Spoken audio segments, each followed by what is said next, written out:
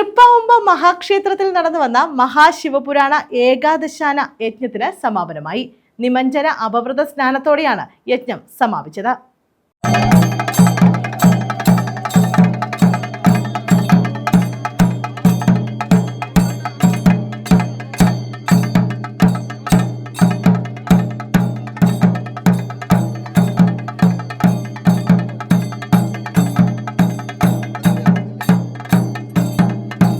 തൃപ്പാവുമ്പ മഹാക്ഷേത്രത്തിൽ നടന്നുവന്ന പ്രഥമ മഹാശിവപുരാണ ഏകാദശാന യജ്ഞത്തിനാണ് സമാപനമായത്.